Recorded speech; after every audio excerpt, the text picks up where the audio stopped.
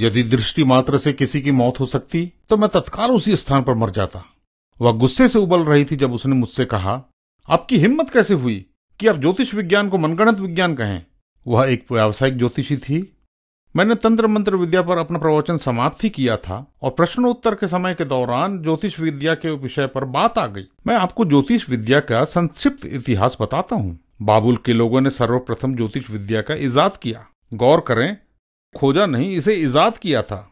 उस समय के उनकी सोच के अनुसार पृथ्वी समतल थी, सारे ग्रह ईश्वर थे और ये ईश्वर पृथ्वी पर हमारे जीवन को प्रभावित भी करते थे। पता है, ज्योतिष शास्त्र आज भी हमें यही सिखाता है। फिर कोपरनिकस आए और उन्होंने इस धारणा के विपरीत यह सिद्ध किया कि पृथ्वी अंतरिक्ष में है और घूमती है। कोपरनिकस के बहुत पहले बाइबिल हमें बताती है कि पृथ्वी अंतरिक्ष में लटकी हुई है। पढ़िए अय्यूब 26:7। 1975 का गैलप पोल यह दर्शाता है कि 3 करोड़ 20 लाख अमेरिकन यह विश्वास करते हैं कि सितारे उनका जीवन प्रभावित करते हैं। 1984 के एक गैलप पोल से यह तथ्य सामने आया कि 13 से 18 वर्षीय युवाओं में 55% ज्योतिष विद्या में विश्वास करते हैं। ज्योतिषी कहते हैं कि आकाशीय ग्रह और प्रतीक हमारे जन्म से ही हमें प्रभावित करना शुरू कर देते हैं। क्या मजाक है। ज्योतिषी दावा करते हैं कि वे इन शक्तियों के हमारे भूतपूर्व और वर्तमान जीवन में प्रभाव की भविष्यवाणी कर सकते हैं।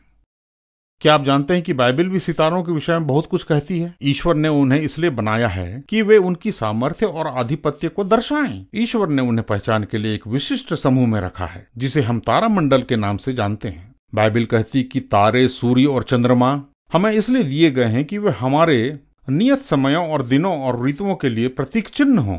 और इतिहास गवाह है कि ईश्वर के बनाए हुए ये सितारे जहाजों का दिशा निर्देशन करते रहे हैं। यशायाह इस संबंध में भविष्य बताने वालों से जोर देकर बड़ी स्पष्टता से कहते हैं, अपने सितारों को टकटकी लगाकर देखने वालों के पास जाओ, अपने ज्योतिषियों के पास जाओ, तब तुम निश्चित ही नरक जाओगे। मेरे मित्रों, ये बहुत ही भयभीत करने वाला कथन है। और गौर करें कि ईश्वर भविष्य बताने वालों को एक विशिष्ट श्रेणी में रखते हैं।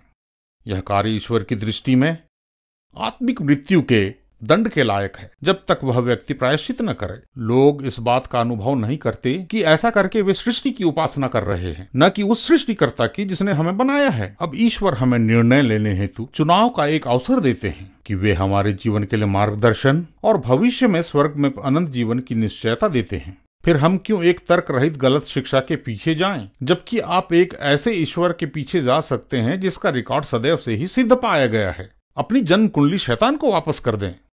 मित्रों, आप अपने पाप से पश्चाताप करें, अपना व्यवहार बदलें, बपतिस्मा लें और पवित्र आत्मा का उपहार प्राप्त करें। एक ईश्वरीय जीवन जिएं और अनंत खुशियां प्राप्त करें।